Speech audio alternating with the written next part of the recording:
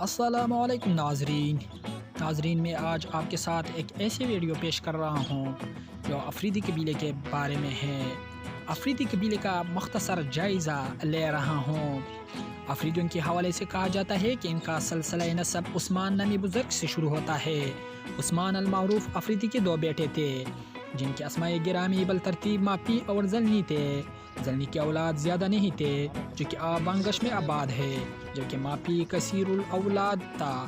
اس کی 3 بیویاں تھے جن کے نام بالترتیب ترینہ، زرینہ اور فاطمہ تھے۔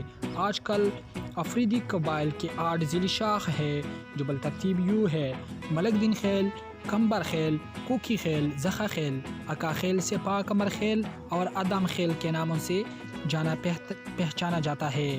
یہ لوگ درۂ خیبر، در ادم خیل اور تیرا کے علاقوں میں آباد ہے۔ افریدیوں کی سرحد شیرکن خٹک جنوباً اور اورکزئی اور بانگش غرباً شنواری اور شمال میں مومن قبائل سے ملتے ہیں۔ ان کا علاقہ پشاور کچک گڑھی بوڑ بازار سے تا ننگرہار کے مغرب جنوب کے پہاڑوں تک پھیلا ہوا ہے۔ وادی تیرا افریدی قبائل کا گڑھ سمجھا جاتا ہے۔ وادی تیرا پہاڑوں کے درمیان میں افریدیوں کا علاقہ باغ آتا ہے۔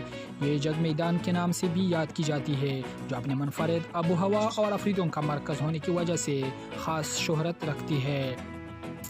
بعض لوگوں کا کہنا ہے کہ افریدیوں کا قبیلہ 14ویں صدی عیسوی میں یہاں آ کر آباد ہوا تھا۔ یونانی مورخ ہیروڈوٹس پختونخوا کی جن 4 بڑوں قوموں کا ذکر کرتا ہے، ان میں ایک قبیلہ ایپیریتی کے نام سے بھی لکھتا ہے۔ یہ لفظ فقہ لالا کے تحت لفظ افریدی کے ساتھ مناسبت رکھتا ہے۔ بالفاظ دیگر یہ لفظ افریدی قبائل کے قدیم ہونے کی ایک سند ہے۔ مزید اس قبیلے کے حوالے سے کہا جاتا ہے کہ سکندر اعظم نے اپنی فوج کا جو دستہ خیبر کے راستے روانہ کیا تھا تو اسی جگہ پر افریدی قبائل ایسے 10 بگربا ہوئے تھے۔ درہ خیبر میں رہنے والے افریدی قبائل بہادر غیرت مند لوگ ہیں۔ مذکورہ درہ پاکستان اور افغانستان کے درمیان ایک اہم گزرگاہ ہے۔ یہاں 1925 میں ریلوے لائن بچھائی گئی تھی جسے انجینئر کا شاہکار کرنامہ گردانہ کہا جاتا ہے۔ درہ خیبر میں جمرود سے ترخان تک ایک پکی سڑک دی جاتی ہے ایک شاہراہ کی شکل میں، جس پر ہر قسم کے حفاظتی اقدامات کیے گئے ہیں اور جگ فوجی چھاؤنیاں بھی تعمیر کیے گئے ہیں۔ پہاڑوں کے گرد گردہ یہ شاہراہ جمرود سے قلعہ شاہگے اور یہاں سے ہوتے ہوئے علی مسجد سے ملتی ہے۔ یہ مقام سطح سمندر سے 3000 فٹ کی بلندی پر واقع ہے۔ علی مسجد سے آگے یہ سڑک پہاڑوں کے دامن میں گھومتی ہے جہاں زخا خیل و کلی خیبر اور آگے ترخان میں پاک افغان سرحد سے ملتا ہے، اس لیے اس روڈ کو پاک افغان شاہراہ کہا جاتا ہے۔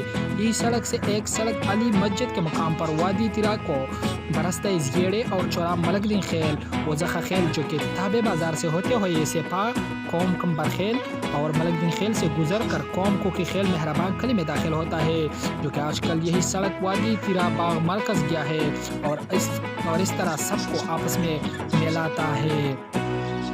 درہ خیبر ہر دور میں اہم رہا، اس بنا پر یہ اپنے بسیوں کے لیے تاریخی سند رکھتا ہے۔